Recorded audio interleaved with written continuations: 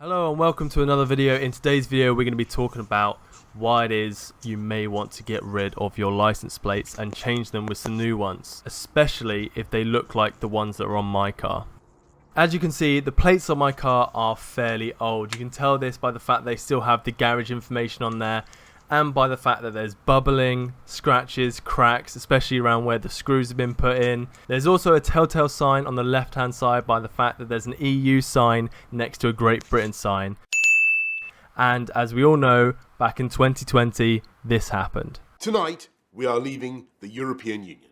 Now, I have nothing wrong with Great Britain or the EU, but I don't like having any extra bulky bits on the side of my license plate, especially not when they're outdated, and also the fact that it's bright blue and so doesn't match the color scheme of the car. The same goes for the front license plates. They're also in a really bad condition. Before I show you what a difference it can make by buying new license plates, the car is in desperate need of a quick clean.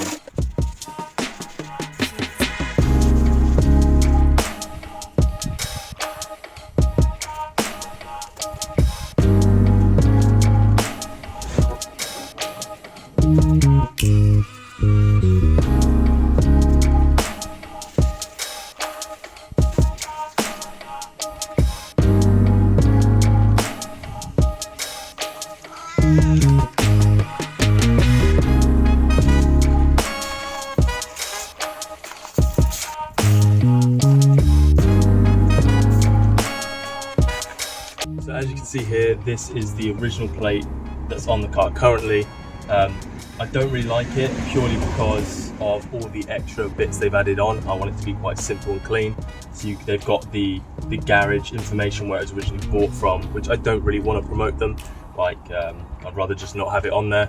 I've also got this extra blue bit, which isn't really needed. You don't need it. It's not a legal requirement.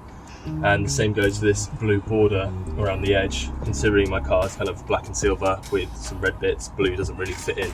So that's why I was looking to change them. That's where these plates come in. So these are the plates I bought. They're not actually this color. They've got like a blue film on them, as you can see. So once I take that off, they'll look nice and crisp white. Hopefully the fact that they're crisp white will make them look better than these ones, which are fairly old. If I take these ones off, these ones are actually currently held on by zip ties. And my only worry is if I've put them on too tight, I won't be able to get them off. A few moments later. There we go, the other one off. As you can see, it's the same case with the front plates. They've just gotten really disgusting as age has kind of worn them away. Taking the front plates has made me realise how much I actually love this car when the plates aren't on the front. It just looks so good without having license plates. If it was legal, I would run the car without plates all the time, as it just looks so much better. But anyway, if we compare the two license plates, we can see this one is just in general quite a bit bigger. They're the same length across, just this one doesn't have all the extra stuff, which I don't want. And also all the lettering and everything's a bit newer and not so faded.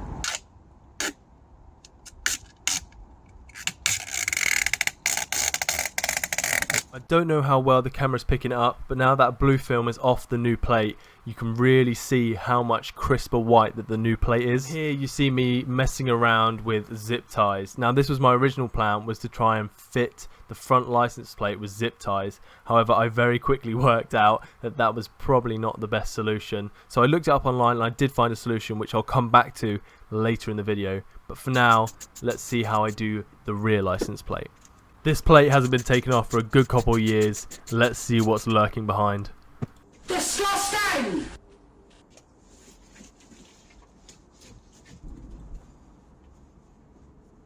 Now that all the grime's gone and it doesn't seem to have affected the paintwork, we're now going to apply the new license plate.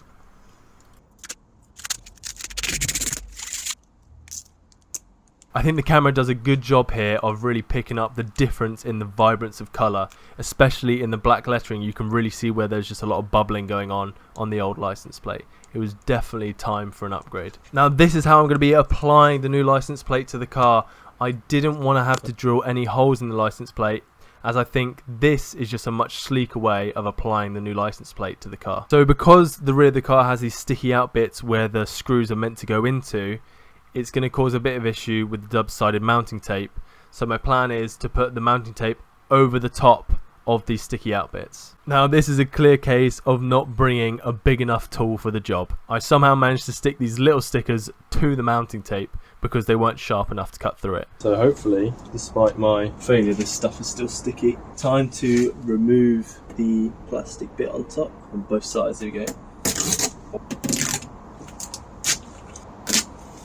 I'm acting like I've done this before, but I haven't, so I have no idea if this is going to work, but we are going to give it a very good go. So now look at that, the car is looking so much better with this new plate, and if you're going to tell me that this plate isn't perfectly straight, I don't want to hear it. Alright, it looks good enough and I think I've done the job right. It definitely looks a lot better mounted this way rather than having to drill holes and having those weird coloured caps or just having the screws coming out the other end.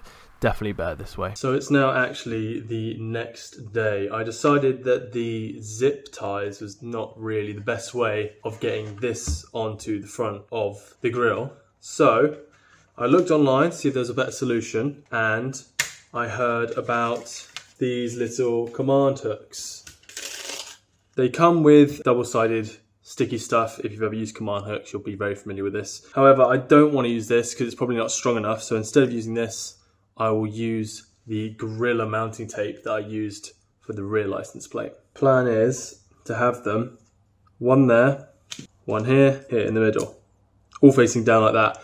And then, so these were the micro hooks, tiny little hooks, the little tiny ones. They fit perfectly into the chain links of the mesh grille on the front of the car. Ooh, that's nice, right, and that looks pretty identical on both sides. The heel bit here is the middle, isn't it? This bit and where the lettering bit is here. So this bit's basically bang on the middle. Oh yeah, look at that. Because I did drive my car yesterday, I had to put the old plate back on. So let's go snip that off again, and then we can put this nice new one on, hopefully nice and easy. Right, this is the moment. Let's see if this command hook method actually works. Watch how easily this goes onto the Zunsport grille. Seems to be a very rare occasion when working on your car, but isn't it just lovely when things go to plan? And this is exactly why you need to change your license plate if it looks anything like mine used to. You can just see clear as day the difference between the two here. You can also see how I've positioned the new license plate lower down on the grille. That's to give the car a bit more of a sportier look. But let me know what you think in the comments. Was it worth changing the license plates? I think so, but I want to know what you think down in the comments. That is it for this video. If you did enjoy it, please leave a like and subscribe if you want to see future videos.